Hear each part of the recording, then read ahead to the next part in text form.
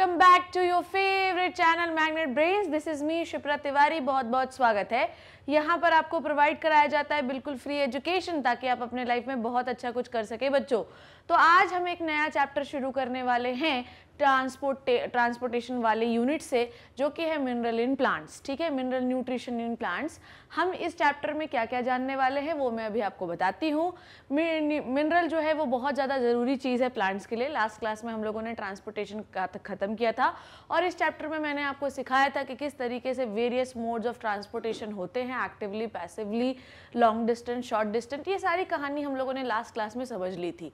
आज हम ये सीखेंगे कि प्लांट्स को किन किन मिनरल्स की ज़रूरत होती है और बिना मिनरल के उनकी क्या हालत होती है, ये भी जानेंगे। तो मिनरल जो है ये बहुत ही एसेंशियल चीज़ है आपके एनवायरनमेंट में, आपके प्लांट्स के लिए। Not even the plants, even human beings, even animals, सबके लिए मिनरल्स बहुत ज़्यादा ज़रूरी चीज़ होती है आपके अर्थ पे। अच्छा, शुरू कर लें फिर। ठीक है, तो इंट्रोडक्टरी पार्ट, ये स्लाइड आपको दिखाई दे रही है कि सारे मिनरल्स जो हैं, जैसे कि सल्फर हो गया, मोलिब्डेनम हो गया, नाइट्रोजन हो गया, आयरन हो गया, calcium, phosphorus, magnesium, copper, potassium, zinc, boron, ये सारे जितने भी मिनरल्स हैं ये एक्चुअली सॉइल में पाए जाते हैं और फिर सॉइल से एब्जॉर्ब होकर प्लांट की रूट में आते हैं। प्लांट की रूट उसे फटाक से एब्जॉर्ब करती है और जो जो उसका इस्तेमाल करना है, जिस जिस तरीके से करना है करती जाती है।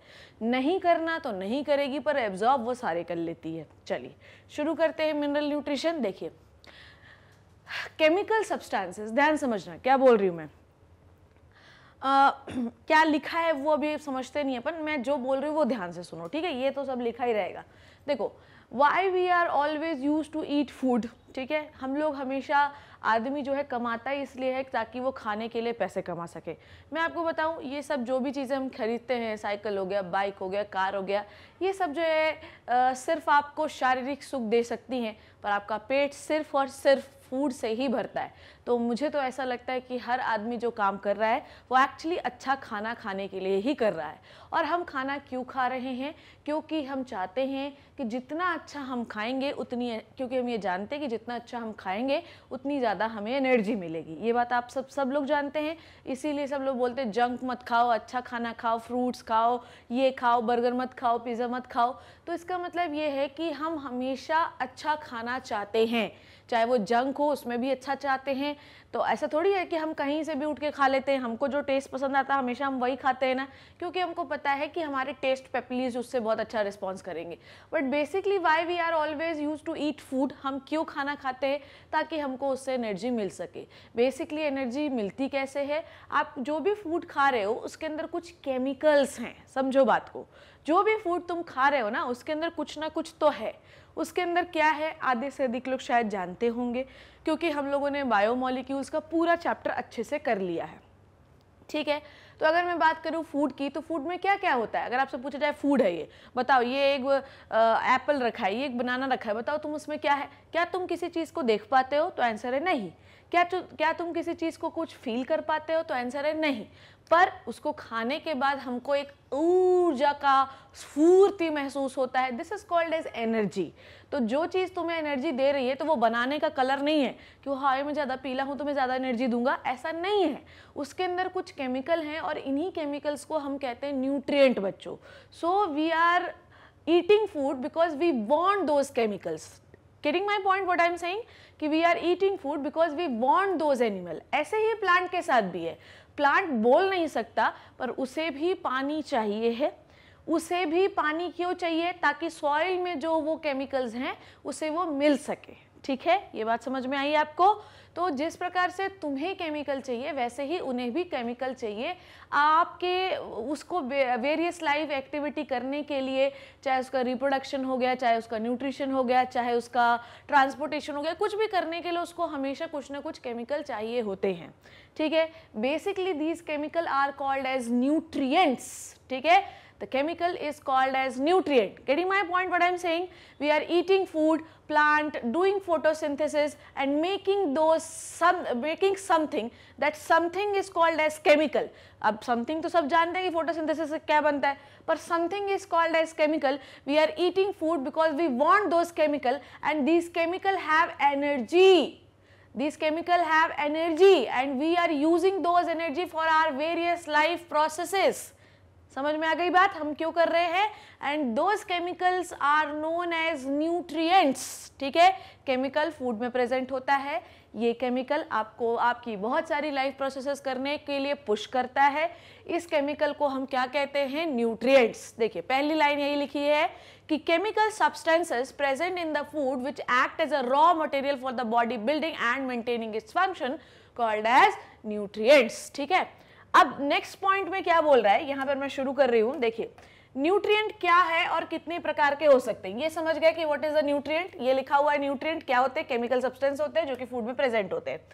अब न्यूट्रिएंट कितने प्रकार के हो सकते हैं बच्चों, वो देखेंगे हम लोग आज, ठीक है। थोड़ा और ऊपर से लिखती हूं मैं, ठीक है। देखो क्या होता है कि बहुत सारे लोगों को ना मेरी हैंडराइटिंग नहीं समझ में आती है। Day by day I am improving my handwriting, इसलिए मैं नोट्स लेके आती हूँ, ठीक है। मैं कोशिश करती हूँ कि मैं थोड़ा साफ लिखूँ, अब कोशिश करूँगी तभी तो लिख पाऊँगी, है ना। तो थोड़ा समझने की कोशिश किया करिए। हालांकि जो भी चीज़ मैं लिखती हूँ उसको 1500 बार तो बोलती ही हूँ, 1500 से कम बार तो नहीं बोलती होंगी। आधे से अधिक बच्चे इसीलिए परेशान रहते हैं, इतना क्यों बोलना है, इतना क्यों बोलना है। पर ठीक है ना, एक बार नहीं, 2 बार नहीं, 5 बार नहीं, 10वीं बार में तो समझ में आएगा, क्योंकि हर बच्चा एक जैसा नहीं होता है। पर हर बच्चे को नीट क्रैक कराना मैग्नेट ब्रेन की स्ट्रैटेजी है। तो ये भी समझिए कि हर बच्चों को हमें पढ़ाना है। तो एक बच्चा बहुत अच्छा भी है, एक बच्चा एवरेज भी है, तो एवरेज बच्चे को भी उतना ही सीखना है जितना अच्छे बच्चे को सीखना है, ठीक है, ताकि दोनों का हो सके। So nutrients can be of 2 types, ठीक है। इनऑर्गेनिक न्यूट्रिएंट्स, ठीक है, इनऑर्गेनिक न्यूट्रिएंट्स, ठीक है, और एक होता है ऑर्गेनिक न्यूट्रिएंट। हालांकि मुझे ये बताने की जरूरत नहीं है, पर ठीक है, अब चैप्टर शुरू हुआ है तो ऐसे ही थोड़ी कोई बीच में घुसते चले जाएंगे। थोड़ा सा चीज़ें पढ़ लें अपन, बिल्कुल सीक्वेंस से चले, ठीक है। एक होता है ऑर्गेनिक न्यूट्रिएंट और एक होता है इनऑर्गेनिक न्यूट्रिएंट, ठीक है बच्चों। बेसिकली बहुत सारे लोग ये कहते हैं कि जिन चीज़ों में कार्बन नहीं होता उसे हम इनऑर्गेनिक न्यूट्रिएंट कहते हैं। कार्बन डाइऑक्साइड भी एक गैस है, पर फिर भी वो इनऑर्गेनिक के अंदर काउंट होती है, उसकी कहानी अलग है। अभी हम केमिस्ट्री नहीं पढ़ रहे हैं, please ask this question to your chemistry teacher. तो हालांकि मैं अभी बता दूंगी आपको, ठीक है, पर अभी फिलहाल बायोलॉजी में रहते हैं। इनऑर्गेनिक न्यूट्रिएंट को हम ये कहते हैं कि जनरली इन चीज़ों में कार्बन नहीं होता है, ठीक है, ओके। तो जितनी भी मिनरल्स होते हैं, जितने भी बच्चों मिनरल्स होते हैं, आयंस होते हैं ना, वो सब इसके अंदर आते हैं, ठीक है। जितने भी मिनरल्स होते हैं वो सब इसके अंदर ही आते हैं, ठीक है। जैसे कि एक आध एग्जांपल K+, Na+, ठीक है, आयरन, ठीक है, Fe2+, और क्या होता है बताओ जल्दी से। आयरन हो गया, मॉलिब्डेनम हो गया, निकिल हो गया, कॉपर हो गया, जिंक हो गया, ठीक है। ये निकिल, कॉपर, जिंक ना ये एक ही लाइन के वो हैं, समझ में आ गई बात।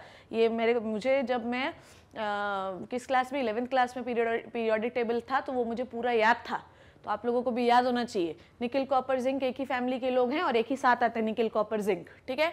ऑर्गेनिक न्यूट्रिएंट जिसमें कार्बन प्रेजेंट होता है, और ऑर्गेनिक न्यूट्रिएंट जो होते हैं, इनऑर्गेनिक न्यूट्रिएंट अर्थ में पाए जाने वाले सबसे सिंपलेस्ट न्यूट्रिएंट होते हैं। इनसे ज़्यादा सिंपलेस्ट कुछ नहीं होता, ठीक है। बेचारी बहुत ही सीधी सादी घरेलू महिला है ये, ठीक है, बहुत ही, इसकी शादी बहुत ही अच्छे लड़के से होगी, ठीक है। ये जीवन के लिए बहुत महत्वपूर्ण है।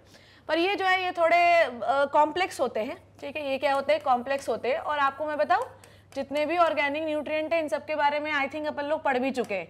अभी अपन लिस्ट बनाऊंगी तो सारे बच्चों को फिर वो रिकॉल हो जाएगा और तुरंत सब लोग जाके लेक्चर लगा के आएंगे वो वाला, ठीक है। जैसे कि कार्बोहाइड्रेट, ठीक है, जैसे कि कार्बोहाइड्रेट्स, जैसे कि प्रोटीन्स, जैसे कि फैट्स, ठीक है, ये सब क्या होते हैं? These are the complex organic nutrient.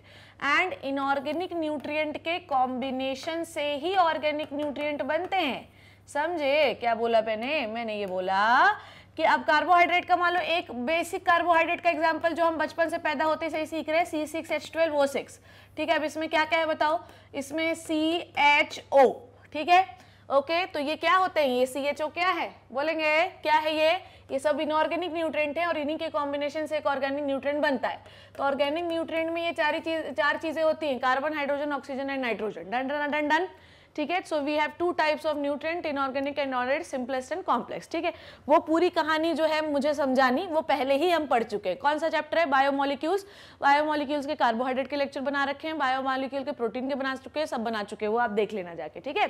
Now अब क्या बोल रहा है, यहाँ पर आ जाइए। It can B inorganic and organic, ये लिखा हुआ है, देख लो। ये क्या क्या हो सकते हैं? ऑर्गेनिक भी हो सकते हैं और इनऑर्गेनिक भी हो सकते हैं बच्चों। plant requires several inorganic nutrients or mineral for their growth, development, structure, physiology and reproduction. ठीक है, क्या बोल रहा है कि देखो अब यहाँ पर थोड़ा सा मैं अभी शुरू कर रही हूँ, तो ये समझ गए आप लोग। तो what we have to learn inorganic nutrients. क्या पढ़ना है? Inorganic nutrients. पर हमको किसके लिए पढ़ना है? प्लांट्स के लिए पढ़ना है।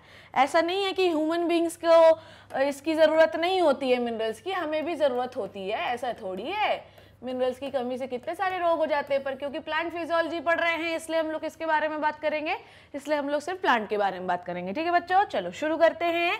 देखिए बेसिकली हमारे पास कितने टाइप के न्यूट्रिएंट हैं, मतलब मिनरल से 105 टाइप के। ठीक है, we have 100 types of minerals. ठीक है, ये बात याद रखना है। Done, we have 100 types of minerals. ठीक है, जिसमें से ऑलमोस्ट 70 टाइप के मिनरल्स जो हैं वो कहाँ पाए जाते हैं? ऑलमोस्ट 70 टाइप्स के मिनरल पाए तो सारे सॉइल में ही जाते हैं, पर 70 टाइप के मिनरल जो है वो कौन एब्जॉर्ब कर लेता है? 70 टाइप के मिनरल कौन एब्जॉर्ब कर लेता है? Minerals absorbed by the plant. ठीक है, कौन एब्जॉर्ब कर लेता है? प्लांट एब्जॉर्ब कर लेता है। इसका मतलब क्या है कि प्लांट इतने महान हो गए हैं आजकल कि क्या इनको हमको कितने की जरूरत है भैया? क्या ये 70 टाइप के मिनरल की जरूरत है क्या प्लांट को? क्वेश्चन ये है मेरा। इतने तो तुम्हें भी नहीं पढ़ते होंगे जितने इन्हें पढ़ते हैं क्या? तो क्या 70 टाइप के मिनरल्स प्लांट यूज कर लेता है? क्वेश्चन मेरा ये है, क्या 70 टाइप के मिनरल प्लांट यूज कर लेता है? तो आंसर होगा नहीं। ठीक है, नहीं। पर प्लांट के अंदर ध्यान से समझना, suppose that let me make a plant. ठीक है, एक सुंदर सा प्लांट बनाते हैं। ठीक है, चलो ठीक, चलो देखो क्या है, प्लांट का मुंडी ज्यादा बड़ा हो गया। मुंडी मुझे इतना बड़ा चाहिए नहीं है, मुझे रूट ज्यादा बड़ी चाहिए।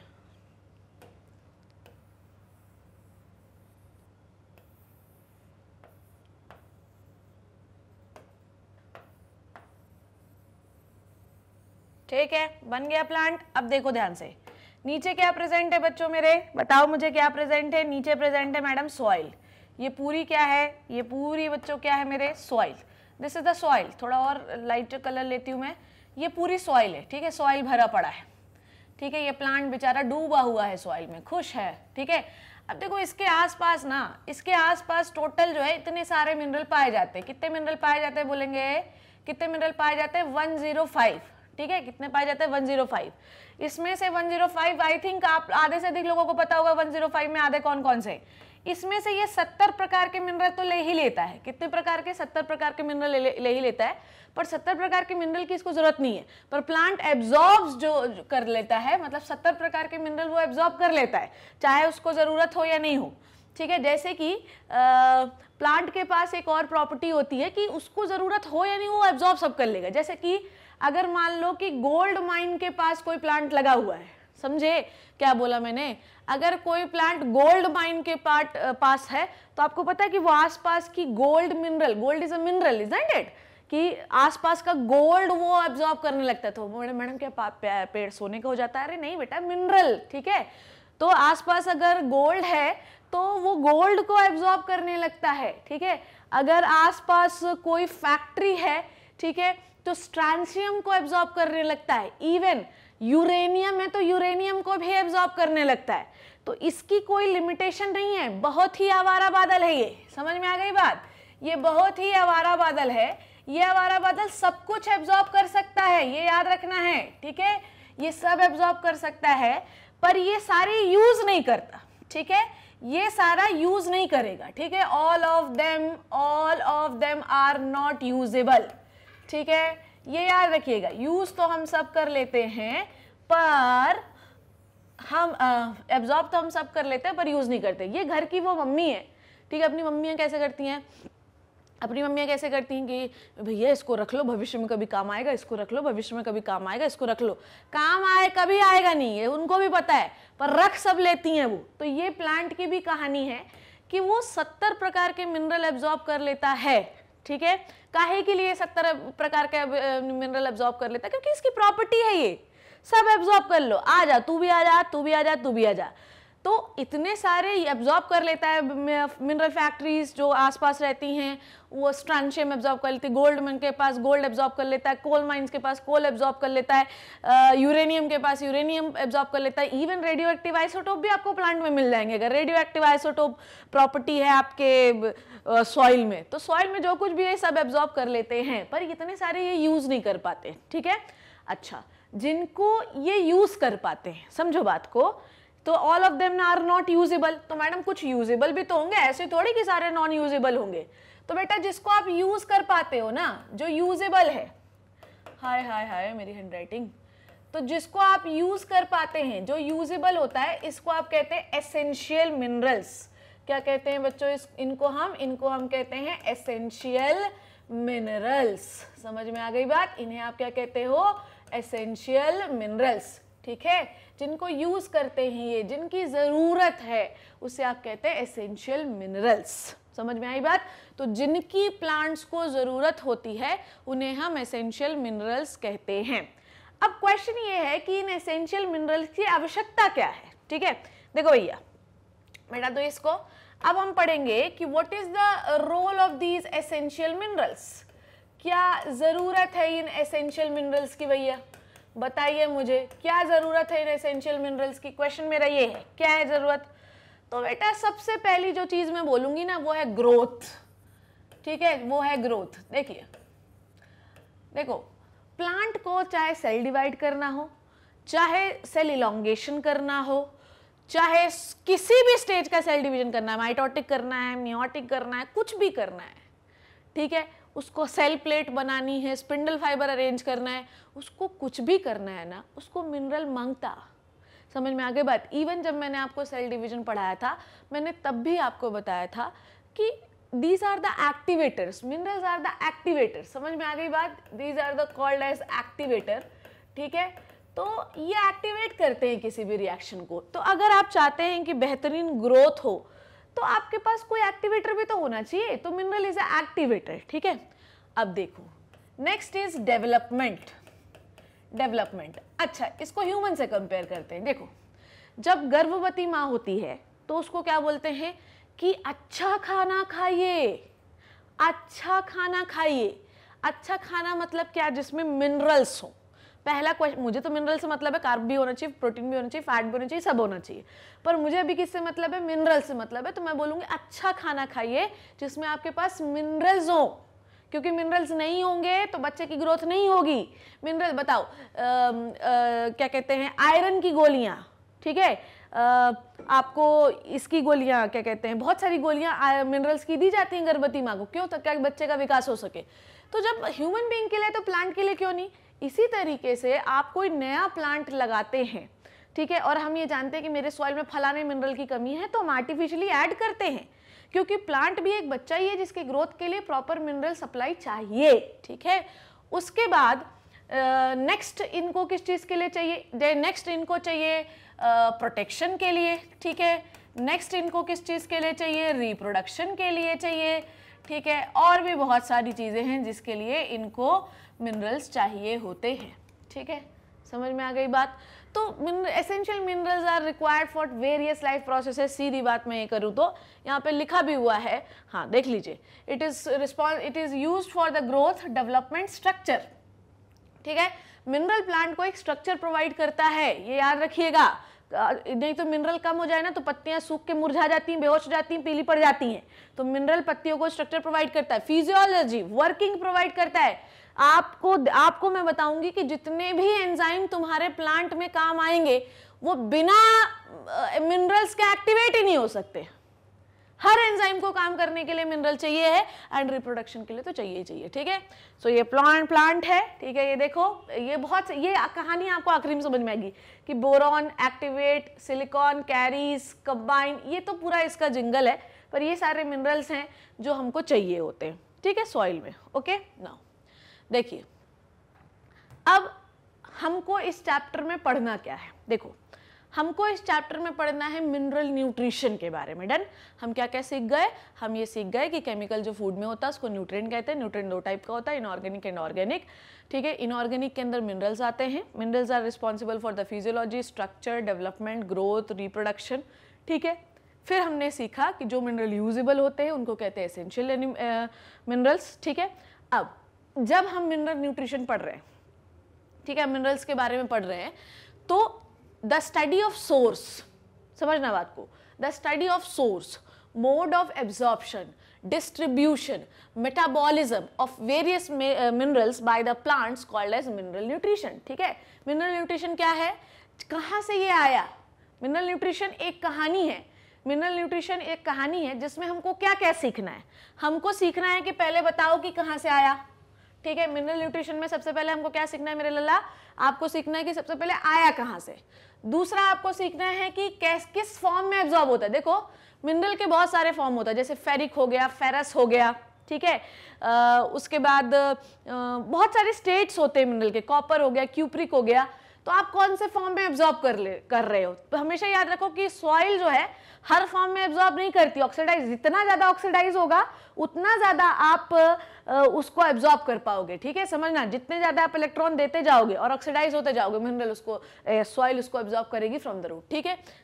ठीक, चलो, absorption and metabolism of various mineral by the plant, इसमें हम पढ़ेंगे डिस्ट्रीब्यूशन और किस तरीके से वो बनता है, और इस कहानी को हम कहते हैं प्लांट मिनरल न्यूट्रिशन, ठीक है। क्या कहते हैं, मिनरल न्यूट्रिशन। तो इतनी कहानी हमें पढ़ना है, डन डन डन। सो आप देखो कि ये सॉइल है, ये रूट है, इसमें इतने सारे मिनरल पड़े हुए हैं और रूट से एब्जॉर्ब कर करके वो से स्टेम को देते जाते हैं, ठीक है ना। अब हमको क्या करना है, ध्यान से समझो। इस चैप्टर में what we have to study, ठीक। अभी मैं आउटलाइन बना देती हूँ क्या क्या पढ़ना है। देखो, हमको सबसे पहले ये करना है, सबसे पहले हम क्या पढ़ेंगे, सबसे पहले हम पढ़ेंगे भैया डिस्ट्रीब्यूशन मिनरल का, ठीक है, डिस्ट्रीब्यूशन, ठीक है। उसके बाद हम पढ़ेंगे एसेंशियलिटी, ठीक है, एसेंशियलिटी पढ़ेंगे मिनरल की, ठीक है, ओके।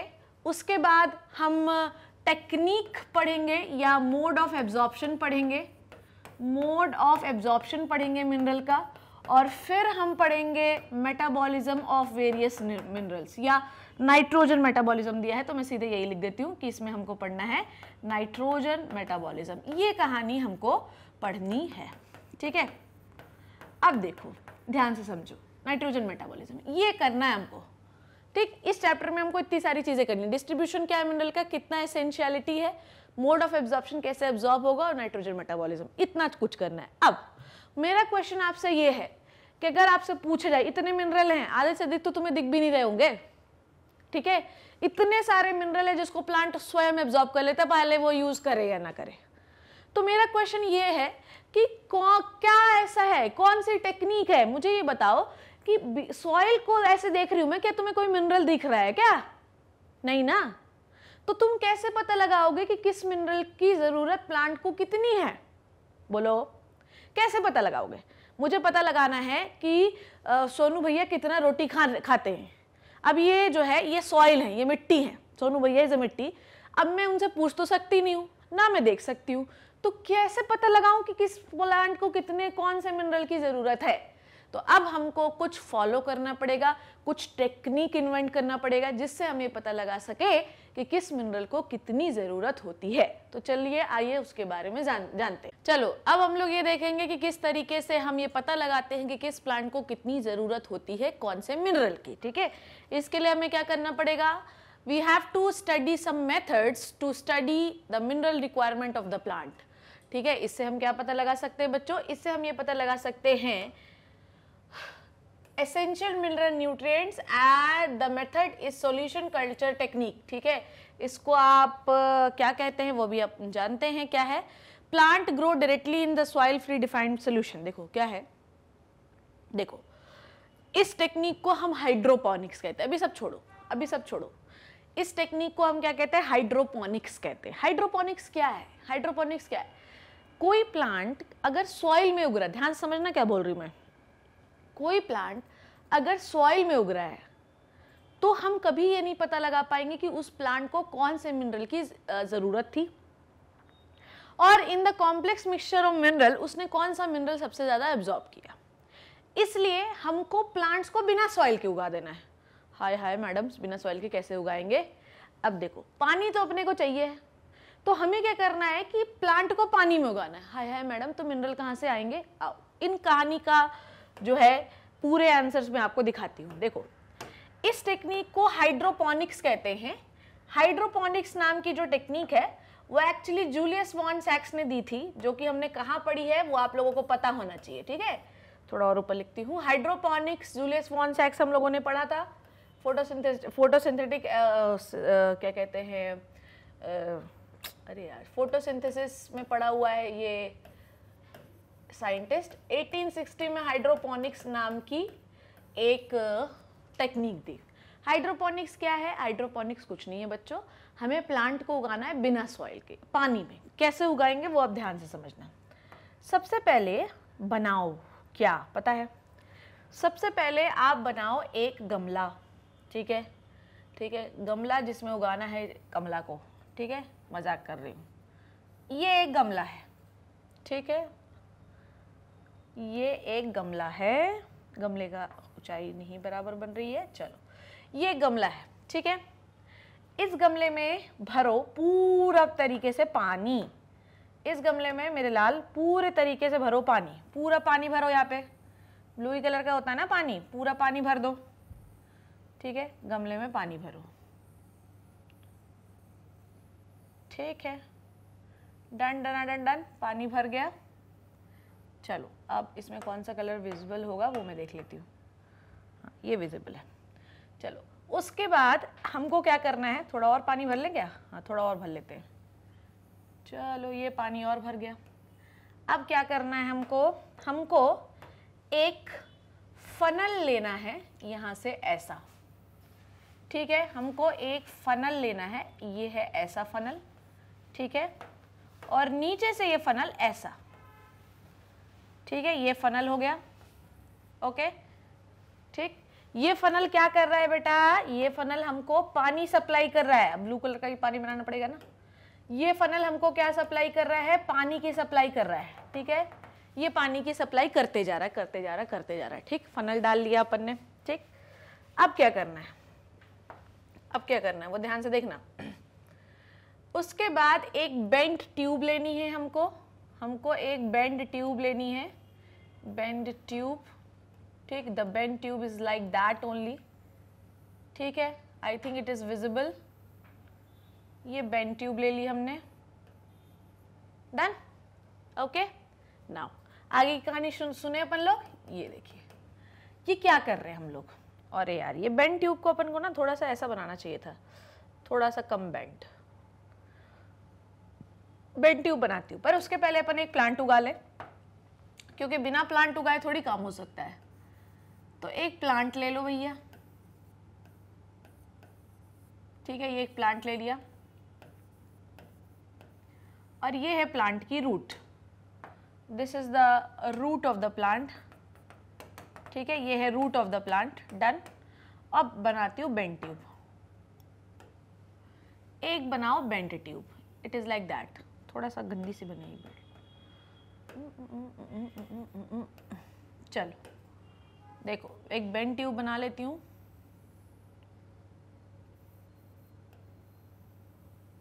ठीक, ठीक है, मतलब अपने को तो समझना है। चलो अब क्या क्या कर रहे हैं हम लोग, ध्यान से देखना, लेबल कर रही हूँ अब मैं, ध्यान से देखो जल्दी से।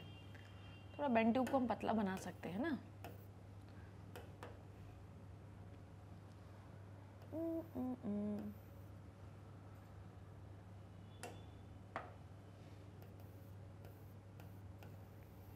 एक हमने ले ली बेंट ट्यूब, अब सही है। चलो अब ध्यान से देखेंगे सब लोग, क्या बोल रही हूं मैं, लेट मी लेबल।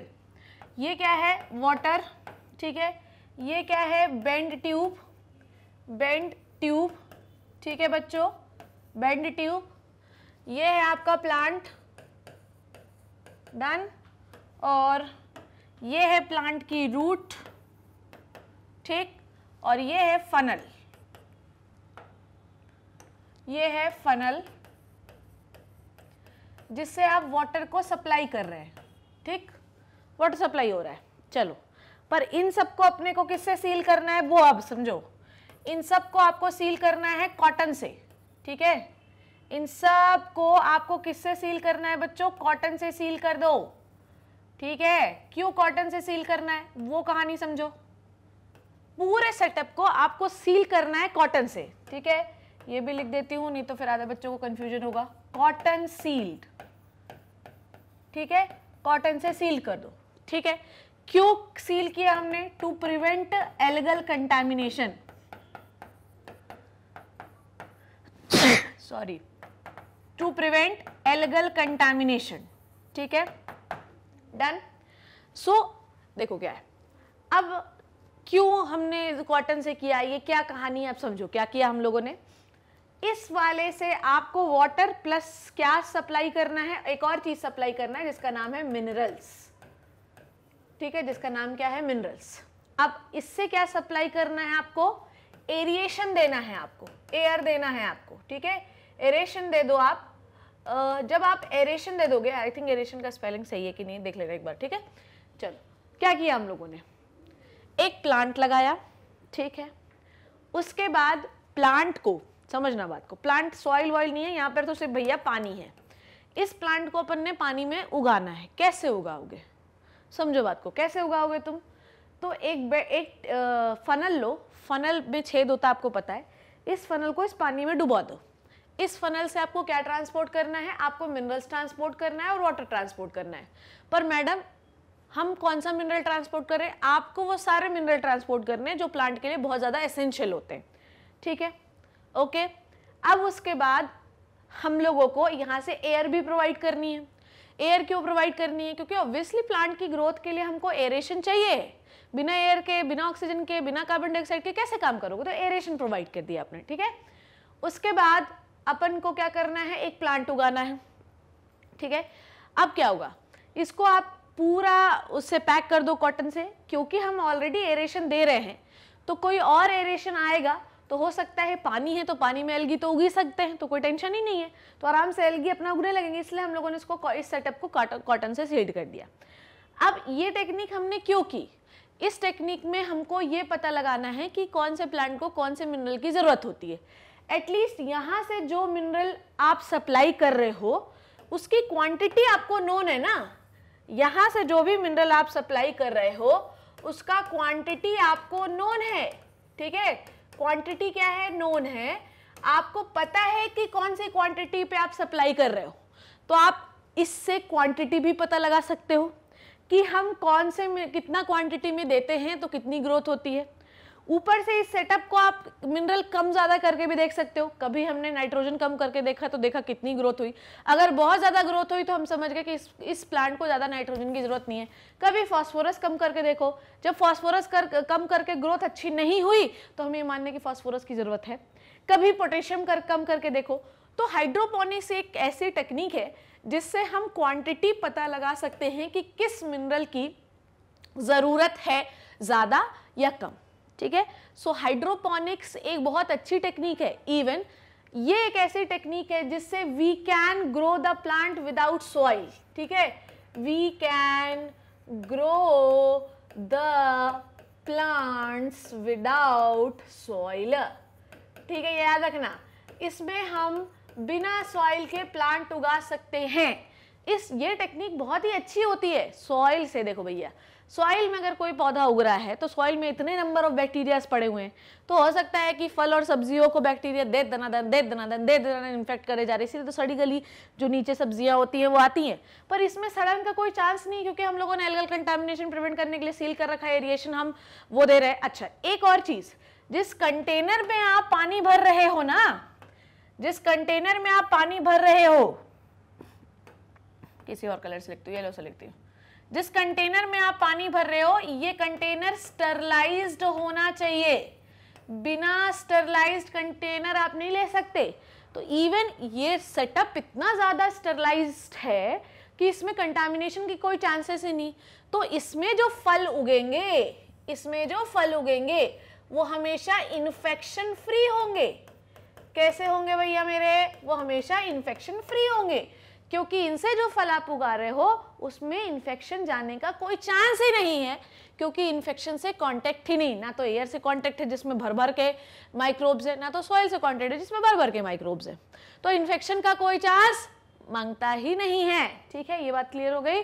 तो हाइड्रोपोनिक से हम ये पता लगा सकते हैं कि कितना क्वांटिटी में दिया, कौन से मिनरल की कितनी एसेंशियलिटी है, ठीक है। इससे हम क्वांटिटी, अच्छा यहाँ से हमको क्वांटिटी नोन है एंड वी कैन हमको ये पता ना कितना डाल रहे हो ये इस टेक्निक में, बट हम इससे ये भी पता लगा सकते हैं कि किस मिनरल की ज़रूरत ज़्यादा है, किस मिनरल की ज़रूरत कम है। इससे हम ये पता लगा सकते हैं कि कौन से मिनरल की ज़रूरत, कौन सा मिनरल एसेंशियल है और कौन सा बहुत ज़्यादा एसेंशियल नहीं है, ठीक है। सो ये कहानी, ये सेटअप आपको क्लियर हो गया। चलिए अब पढ़ लेते हैं। So this technique was demonstrated by the Julius von Sachs in the 1860, जो मैंने पहले ही बताया, soilless growth of the plant in a nutrient solution known as hydroponics, ठीक है। आगे थोड़ा सा और पढ़ते हैं, इसके पहले आई थिंक कोई स्लाइड्स हैं, है ना। To determine the essential mineral nutrient, the method solution culture technique, ठीक है। आपको अगर ये पता लगाना है कि कौन सा मिनरल एसेंशियल है तो आपको एक सॉल्यूशन कल्चर टेक्निक करनी पड़ेगी। सॉल्यूशन कल्चर क्यों कहा? क्योंकि पानी एक सॉल्यूशन है जिसमें तुम मिनरल मिला रहे हो, तो सॉल्यूशन बना कि नहीं बना, ठीक है। तो आपको इन सॉल्यूशन में पेड़ को उगाना है, that is why it is called as solution culture technique. Plant grow directly on the soil free defined mineral solution, ठीक है। प्लांट को एक soil free defined mineral solution में उगाना है। It contain essential element in proper proportion, ठीक है। अच्छा, इस चीज के लिए ऐसा नहीं है कि अब जाओ, आज मैं अपने घर जाऊंगा ना तो मैं इसको उगा के देखता हूँ, ऐसा नहीं होता। इसके लिए प्रॉपर स्टडी करनी पड़ती है कि कौन से प्लांट को कितने मिनरल की जरूरत होती है, तो प्रॉपर प्रोपोर्शन में डालना पड़ेगा। ऐसे थोड़ी कुछ भी डाल दोगे, तो प्रॉपर प्रोपोर्शन में मिनरल की क्वांटिटी होनी चाहिए रिक्वायर्ड, जो कि जरूरी होती है ग्रोथ एंड डेवलपमेंट के लिए, किसके, प्लांट के, ठीक है ना। तो इस टेक्निक को दिया किसने? इस टेक्निक को दिया है जूलियस वॉन सैक्स ने इन 1860 में। ये क्या है? It is the soilless growth of the plant in a nutrient solution called as hydroponics. अगर आप देख रहे हैं तो यहाँ पे आपको दिख रहा होगा कि नीचे पानी भरा हुआ है, प्लांट लगे हुए हैं और सिर्फ रूट है नीचे, ठीक है। अभी मैं आगे लगाया भी है मैंने। In this plants are grown in a defined nutrient solution. Defined nutrient solution का मतलब क्या है? देखो ऐसा ही सेटअप बनाया मैंने, यहाँ पर देखो, और ये मेरा सेटअप देखो, इसी टाइप का सेटअप है। तो इसमें क्या करना है आपको? इसमें आपको वाटर एंड न्यूट्रिएंट ऐड करना है। इसका मतलब डिफाइंड, क्या बोल रहा है आपका? Defined nutrient solution. इसका मतलब क्या है बच्चों? इसका मतलब ये है कि आपको पता है कि कौन सा मिनरल आप डाल रहे हो। समझी गई ले क्या बोला मैंने? कि आपको ऑलरेडी पता है कि कौन सा मिनरल आप इसमें मिला रहे हो मेरे लाल, समझे? कि आपको पता है ऑलरेडी, आपको कोई टेंशन ही नहीं है, ठीक ना। पूरा कॉटन से सील्ड है। अब देखो, solution is prepared by mixing chemically pure mineral nutrient, ठीक है। अच्छा, एक चीज और, ये जो पानी आप यूज कर रहे हो ना, it should be purified water. समझ में आई बात? इसमें भी पता चला कॉटन से सील्ड कर दिया आपने पूरे सेटअप को। क्या बोला मैंने? पता चला पूरे सेटअप को आपने कॉटन से सील्ड कर दिया, पानी ही सड़ा हुआ निकला, तो पानी में ही माइक्रोब जो है ग्रो करने लगे, पूरी रूट को सड़ा दिए। तो इसलिए हमारा sterilise container, sterilise funnel, sterilised aeration tube, सब कुछ स्टरलाइज्ड होना चाहिए, ठीक है। अब solution is taken in the sterilised glass jar covered with a black paper, ठीक है। कवर कर सकते हो, नहीं भी करोगे तो चलेगा। अच्छा, कवर करने का क्या फायदा है कि it minimizing the risk of algal contamination and reaction of root to the sunlight, ठीक है। अच्छा, यहाँ पर आप इस पूरे सेटअप को एक ब्लैक पेपर से कवर कर दो ताकि सनलाइट के प्रति बहुत ज़्यादा रूट रिस्पॉन्स ना करे, ठीक है। वैसे यहाँ पे कवर किया नहीं हुआ है। चलो ना, jar contain split cover with the holes of suspending seeding, ठीक है। इस पूरा, अच्छा, ये जो कॉटन दिख रहा है, ये देखो, ये वाला पार्ट जो है ये ब्लैक पेपर से कवर किया हुआ है। यहाँ पे मैं कर देती हूँ आपको, देखो ये जो पूरा सेटअप है ये क्या बोल रहा है कि आप एक ब्लैक पेपर से कवर कर दो। अब यहाँ पे ब्लैक कलर बनना इज लिटिल बिट डिफिकल्ट, तो मैं ब्लू कलर से बना देती हूँ, ठीक है। इस पूरे सेटअप को एक ब्लैक पेपर से कवर कर दो, ठीक है। इट इज लाइक दैट, ठीक। नीचे कॉटन लगी रहने देना। इस पूरे सेटअप को ब्लैक पेपर से कवर कर दो। लिख दूं यहाँ पे, है ना, लिख देती हूँ, setup covered by black pepper. क्यों आपने ऐसा किया?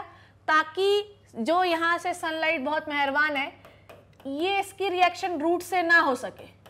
समझ में आई बात? इसलिए हम इस पूरे सेटअप को ब्लैक पेपर से कवर कर देते हैं। यहाँ पे भी देखो, अगर आपको दिख रहा हो तो ये ब्लैक पेपर है जिससे पूरे सेटअप को कवर किया गया है, ठीक है। सो क्या देखा हमने कि जार के पास, हाँ क्या क्या समझा हम लोगों ने समझा कि स्टेरलाइज कंटेनर लेना है, प्योर वाटर लेना है, और उसके बाद सेटअप को ब्लैक पेपर से कवर कर देना है ताकि किसी भी प्रकार की कोई भी चीज़ अंदर बाहर ना हो सके, ठीक है। उसके बाद आपको क्या करना है बच्चों? उसके बाद हमको करना है ये कि जार में कुछ कुछ होल्स बनाने हैं ताकि फनल और एरेटिंग ट्यूब को हम डाल सके, ठीक है। डन। एरेटिंग ट्यूब कैसी होती है? बेंड ट्यूब होती है, ठीक। Regular aeration of culture solution is necessary for proper growth and activity of root. आपको प्रॉपर मिनरल देना है ताकि हम रूट का डेवलपमेंट देख सके, ठीक है, प्लांट का डेवलपमेंट देख सके, ठीक है। ये कहानी क्लियर हो गई? क्यों किया आपने ये आपको क्लियर हो गया ना क्यों कर रहे हैं हम लोग? क्यों कर रहे हैं? क्योंकि हमको प्लांट देखना है कैसे काम करता है, ठीक है। हमको ये देखना है कि कौन से मिनरल पे कैसा रिस्पॉन्स शो करता है, समझे। और बेसिकली हमको प्लांट का ग्रोथ तो देखना ही है, हमको मेनली रूट का ग्रोथ देखना है इसमें, हाइड्रोपोनिक्स में। और रूट ग्रोथ होगी तो प्लांट का ग्रोथ होगा, क्योंकि रूट ग्रोथ होगी तो ज़्यादा न्यूट्रिएंट्स मिलेंगे, ठीक है। ये कहानी क्लियर हो गई? इसका स्क्रीनशॉट ले लीजिए आप। तो ये कहानी आपको क्लियर हो गई। अब बहुत सारे बच्चों का एक क्वेश्चन होगा कि मैडम आपने इसको काले कपड़े से ढक दिया है, मैडम इसको सनलाइट नहीं चाहिए क्या, मैडम इस प्रोसेस का फोटोसिंथेसिस नहीं होगा क्या? होगा पर बेटा अगर सनलाइट दोगे तो पूरा इसको एक्सपोज करना पड़ेगा, कंटामिनेशन के चांसेस है, पूरा सड़ जाएगा एक्सपेरिमेंट, कोई मतलब नहीं है। तो क्या करना पड़ेगा मेरे लाल? तो करना आपको ये पड़ेगा कि यहां पर आप लाइट तो दोगे, पर आपको पता है कौन सी लाइट प्रोवाइड करोगे? यहां पर आप आर्टिफिशियल लाइट प्रोवाइड करोगे। यहां पर लाइट तो जाएगी, पर कौन सी लाइट जाएगी? Artificial light. अब ये आपके सिलेबस में नहीं है, बस बहुत सारे बच्चों का ये कंफ्यूजन होता है, इसलिए मैंने क्लियर कर दिया, ठीक है। आर्टिफिशियल लाइट क्यों भेजी हमने? क्योंकि सनलाइट से लाइट तो जा ही नहीं रही है, क्योंकि हमने ब्लैक कपड़े से कवर कर दिया है सेटअप को। तो यहाँ पर आपकी जो लाइट जाएगी वो आर्टिफिशियल लाइट लैम्प फैम के थ्रू जाएगी। डन। इतनी बात क्लियर हो गई आपको, ठीक है। चलो आगे बढ़े, हम लोग पढ़ लेते हैं थोड़ा। Now what is the significance of this technique? क्या सिग्निफिकेंस है इस टेक्निक का, क्या जरूरत है, क्या महत्वता है इस टेक्निक की? चलिए सबसे पहले हम ये जानते हैं, आपको पता है ये सेटअप ना चाइना और जापान इनके लिए तो बहुत ज़्यादा फेमस है, और इवन कोरिया, तो ये लोग तो बहुत ज़्यादा इस टेक्निक से अपना फ़ायदा उठाते हैं, ठीक है। क्योंकि इससे जो फ्रूट्स उगते हैं, इससे जो फल उगते हैं, इससे जो सब्जियां, मेनली सब्जियां उगाते हैं आप, ठीक है, जो भी चीज़ें उगती हैं वो बिल्कुल डिजीज़ फ्री होती हैं, बिल्कुल शुद्ध होती हैं, खाने के लिए बहुत हेल्दी होती हैं। तो it can be employed as a technique for commercial production of vegetable. Mostly कौन से वेजिटेबल उगाए जाते हैं? मोस्टली उगाए जाते हैं टोमेटो, ठीक है, सीडलेस क्यूकम्बर, ठीक है, सीडलेस क्यूकम्बर उगाए जाते हैं। क्यूकम्बर तो मुझे बहुत ही ज़्यादा पसंद है, आई तो लव क्यूकम्बर। तुम लोग को पसंद है क्या? बताओ मुझे, ठीक है। क्यूकम्बर और लेट्यूस तो भैया कोरिया, चाइना, इन सब में बहुत ज़्यादा खाया जाता है। तो ये कमर्शियल प्रोडक्शन का मतलब क्या होता है? देखो कई बार ऐसा होता है कि प्रॉपर कंडीशन नहीं है उस जगह पर सब्जियां उगाने के लिए, ठीक है, और हम एक सब्जी का धंधा करना चाहते हैं क्योंकि हमको पता है कि ऑर्गेनिक सब्जियां जो होती हैं वो बहुत ज़्यादा बाजार में बिकती हैं। तो हम क्या करें, ऐसा एक सेटअप कर लें। पर ये सेटअप जो है ना, ये बहुत सस्ता नहीं है, ये सेटअप है महंगा। समझ में आ गई बात? ये सेटअप कैसा है? महंगा है। ये आसान सेटअप नहीं है, ठीक है, महंगा सेटअप है। तो जिनके पास रोकड़ा है ना, सिर्फ वही खोल सकते हैं। पर ये है कि इससे हम एक लार्ज अमाउंट, लार्ज स्केल पर प्रोडक्शन कर सकते हैं और हमें फ़ायदा होगा, ठीक है। It can be used to identify the essential element and their role in the plants, ठीक है। अच्छा, इसके बाद क्या है? इसके बाद रोल, साथ ही साथ हम इसके साथ क्या पता लगा सकते हैं? इस टेक्निक से हम क्या क्या पता लगा सकते हैं? मिनरल का रोल क्या है, मिनरल का रोल क्या है, उसका स्ट्रक्चर क्या है, और इससे हम लोग उसका फंक्शन भी पता लगा सकते हैं बच्चों। आ गई बात क्लियर? ये इससे आप ये भी पता लगा सकते हैं। इसका मतलब क्या है कि कोई भी मिनरल आप हाइड्रोपोनिक्स टेक्निक में जो भी प्लांट को दे रहे हो, अब तुम्हें ये, अच्छा एक चीज और पता लगा सकते हैं, क्वांटिटी, ठीक है, उसके बाद इससे क्वालिटी भी पता लगाई जा सकती है मिनरल की। कैसे? मान लो हाइड्रोपोनिक्स टेक्निक की एक्सपेरिमेंट कर रहे हैं, लार्ज स्केल में नहीं करना है अपने को, नहीं तो बर्बाद हो जाएंगे अपन, ठीक है। तो अगर क्वालिटी की बात करूं तो हम लोग 2 सेटअप लगाते हैं और मान लो कि एक पे हम घटिया टाइप का फास्फोरस देते हैं उसको और एक में अच्छे टाइप का, और हम देखते हैं मतलब एक कम क्वालिटी का एक अच्छी क्वालिटी का, ठीक है। अब हमको ये देखना है कि किसका ग्रोथ ज़्यादा है, ठीक है। हो सकता है कि दिया हुआ प्लांट उस कम फास्फोरस क्वालिटी वाले में भी अच्छी बढ़िया ग्रोथ कर पाए। इसका मतलब ये कि जो प्लांट है वो कम क्वालिटी वाले फास्फोरस में भी अच्छे से ग्रो कर सकता है। आ गई बात समझ में? तो हम क्वालिटी भी पता लगा सकते हैं। फिर उसके बाद क्वांटिटी कम ज़्यादा करके देखो, एक बार कम डाल के देखो, एक बार ज़्यादा डाल के देखो कि किस क्वांटिटी पर उसकी बेस्ट ग्रोथ होती है। तो ये एक्सपेरिमेंटल टेक्निक है। दूसरी बात ये है कि आप जब तक ये खुद के खेतों में एक्सपेरिमेंट हमको ये पता है कि सॉइल में हमारा प्लांट मर रहा है, क्यों मर रहा है, तो उसके लिए आपको हाइड्रोपोनिक्स लगाना पड़ेगा और डिफरेंट सेटअप करके देखने पड़ेंगे, और आइडियली फिर वही सेटअप आप अप्लाई करो, लार्ज स्केल में हाइड्रोपोनिक्स से प्रोडक्शन करो, ठीक है। रोल पता लगा सकते हैं, एक बार सेटअप में डाल के देखो नाइट्रोजन और फास्फोरस, देखो क्या इफेक्ट पड़ता है, अच्छी ग्रोथ होती है। एक बार मत डाल के देखो, अगर नहीं डाला तुमने तो प्लांट में क्या क्या डीजनरेशन होंगे, तो हम ये बता सकते हैं कि भैया हमने नाइट्रोजन नहीं डाला, फास्फोरस नहीं डाला, तो ये हमको सिम्टम दिखे। इसका मतलब ये कि प्लांट की में फलाना डेफिशिएंसी के लिए ये वाला मिनरल रिक्वायर होता है, ठीक है। फलाना डिफिशियंसी क्यों हुई? क्योंकि ये वाला मिनरल हमने नहीं डाला था। तो इससे हम डेफिशिएंसी भी पता लगा सकते हैं, इसका रोल क्या है ये भी पता लगा सकते हैं। ये प्लांट हरा क्यों होता है ज़्यादा? क्योंकि इसमें फलाना मिनरल होता है, क्योंकि हमने इतना डाला था तो ये इतना हरा हुआ, हमने इतना डाला तो ये इतना हरा हुआ। तो रोल पता लगा सकते हैं, स्ट्रक्चर पता लगा सकते हैं, क्या काम कर रहा है ये पता लगा सकते हैं, क्वांटिटी पता लगा सकते हैं, क्वालिटी भी पता लगा सकते हैं। तो तुम सोचो, ये तो वो टेक्निक है जिससे हम पूरा डाइसेक्शन कर सकते हैं, ठीक है। सॉइल तो भैया इतनी डाइवर्स है, ये तो वो भगवान की अंतरात्मा है जिसको हम तो इंसान समझ ही नहीं सकते। पर हाइड्रोपोनिक्स में हम ईच एंड एवरीथिंग जो है from top to the bottom अच्छी तरीके से समझ सकते हैं। इसलिए जापान, कोरिया, जहाँ पर लोग, जैसे चाइना की बात करें, चाइना में लोग बहुत ज़्यादा है, लैंड कम है, तो लैंड वैसे ज़्यादा है पर फिर भी लोग तो बहुत ही ज़्यादा हैं, तो हाइड्रोपोनिक्स टेक्निक का इस्तेमाल करते हैं और वो लोग होते भी बहुत ज़्यादा क्रिएटिव हैं। ऐसा नहीं इंडियंस नहीं होते, इंडियंस भी होते, पर इंडिया जो है वो इन टेक्निक्स वाले में थोड़ा सा कम है। पर चाइना वाले बहुत ज़्यादा, क्योंकि लेट्यूस वो बहुत ज़्यादा खाते हैं और इससे उगाते हैं, ठीक है। सीडलेस क्यूकम्बर भी उगता है। ऐसा नहीं हाइड्रोपोनिक्स इंडिया में इस्तेमाल नहीं होता है, हैदराबाद वगैरह में तो भर के हाइड्रोपोनिक्स हम कर रहे हैं, ठीक है। नाउ अब देखो, useful in the dry soils. देखो हमको पता है, जैसे मान लो राजस्थान में गए हम, अब तुमको राजस्थान में मैंने बोला, भरे रेगिस्तान में मैंने बोला कि जाओ तुम वहां पर खीरे के पेड़ उगा लो, ठीक है, क्यूकम्बर के पेड़ उगा लो, तो क्या तुम उगा पाओगे? नहीं उगा पाओगे, क्योंकि क्यूकम्बर के लिए, वाटरमेलन के लिए, मस्कमेलन के लिए आपको अच्छा पानी, मॉइस्ट सॉइल चाहिए होती है, ठीक है। तो वहां पर नहीं उग सकता। इसका मतलब ये कि क्या वहां के लोग सब्जी ना खाएं? ठीक है, तो क्या करें वो? तो फिर वो हाइड्रोपोनिक्स करें। तो जहां पर भी एरिड कंडीशन होती है, जहां पर भी ड्राई कंडीशन होती है, जहां पर भी इनफर्टाइल सॉइल होता है, कैसा होता है बच्चों? इनफर्टाइल सॉइल होता है, जहां पर भी बहुत ज़्यादा सूखा पड़ा हुआ है, जहां पर भी ड्राई सॉइल पड़ी हुई है, जहां पर भी इन्फेक्शियस सॉइल है, तो क्या करें वो लोग? क्या करें? तो वो हाइड्रोपोनिक्स इस्तेमाल करें। वहां पर ना तो सॉइल की ज़रूरत, ना तो सनलाइट की ज़रूरत, ठीक है। उसके बाद ये क्या करता है, दूसरे ये डेफिशिएंसीज को भी पता लगाता है। यहाँ पर मैं एक और टर्म ऐड करना चाहूँगी कि ये हाइड्रोपोनिक्स से आप डेफिशिएंसी भी पता लगा सकते हैं। किसकी डेफिशिएंसी पता लगा सकते हैं? आप डेफिशिएंसी पता लगा सकते हैं कि किस बीमारी से या किस मिनरल की कमी है यार, किस मिनरल की कमी से आपको कौन सा रोग होता है। मान लो कि फलाना मिनरल हमने नहीं डाला, मान लो नाइट्रोजन नहीं डाला, ठीक है, हालांकि नाइट्रोजन हमारे लिए बहुत जरूरी है, ठीक है, पर हम मान लो नहीं डाले, अभी हमारा मन नहीं है डालने का, तो क्या करें हम? अरे बार मिस्टेक हो रहा है, चलो कोई बात नहीं।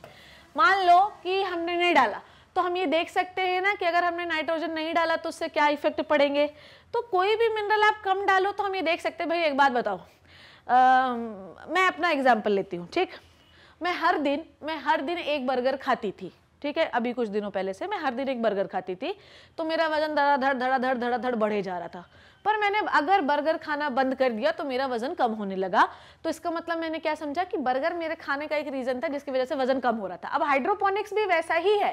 हाइड्रोपोनिक्स में क्या कर रहे हो बेटा कि तुम एक नॉन क्वांटिटी ऑफ मिनरल दे रहे हो, उससे कम दोगे तो क्या इफेक्ट पड़ेगा ये भी तुम देख सकते हो, ज्यादा दोगे तो क्या इफेक्ट पड़ेगा ये भी तुम देख सकते हो बच्चों। ठीक है, सो हम आइडेंटिफाई कर सकते हैं डेफिशिएंसीज को।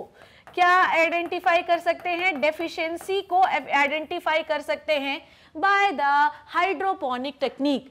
It regulate the pH optimum for the particular crop. ठीक है, ये वो कहानी है जिसमें हम अपने मन से जो चाहे वो कर सकते हैं। हमें आप पीएच भी कम ज्यादा करके देख सकते हो, नहीं देख सकते क्या? आप पीएच कम करके देखो तो क्या इफेक्ट पड़ता है, पीएच ज्यादा करके देखो तो क्या इफेक्ट पड़ता है, ज्यादा किया तो क्या फर्क पड़ा, कम किया तो क्या फर्क पड़ा। इससे हम अपने प्लांट की ग्रोथ की ऑप्टिमम पीएच भी निकाल सकते हैं, क्योंकि जो चीज मेरे हाथ में है मैं उस पर कुछ भी चेंज कर सकती हूँ और एक आइडियल सिचुएशन क्रिएट कर सकती हूँ कि इस प्लांट को ग्रोथ करने के लिए कौन सा पीएच, कितना पानी, कौन सा मिनरल, कितनी क्वांटिटी में चाहिए पड़ेगा। ठीक है, it control the soil borne pathogen. Obviously soil ही नहीं तो सॉइल बॉर्न पैथोजन कैसे होंगे? It avoid the problem of weeding. ठीक है, अब क्या होता है कि हम दूसरे प्लांट उगाते हैं, उसके आसपास वीड उग जाते हैं, वीड उग जाते हैं तो सारा न्यूट्रिशन ही सॉइल का ले लेता है, तो बेचारा जो प्लांट है वो रह जाता है। तो ये सब सिग्निफिकेंस है, ये इतने फायदे हैं इसके। ठीक है, बहुत अच्छा है, थोड़ा एक्सपेंसिव है इसलिए आप लोगों को, अपन लोगों को थोड़ी जद्दोजहद करनी पड़ती है, पर ठीक है, इतना तो चलता है यार। ठीक है, इतना तो चलता है। सो बच्चों, this is all about the introductory part of the minerals. ठीक है, this is all about the technique hydroponics. I hope you learned and enjoyed the video. See you in the next session with the essential mineral element. It is the important chapter. हो सकता है इससे 2 question आपके need में आ जाए। See you in the next class. तब तक घर पे रहिए, सेफ रहिए, अपना बहुत बहुत ध्यान रखिए और मेरे लेक्चर लगाते रहिए। Thank you so much.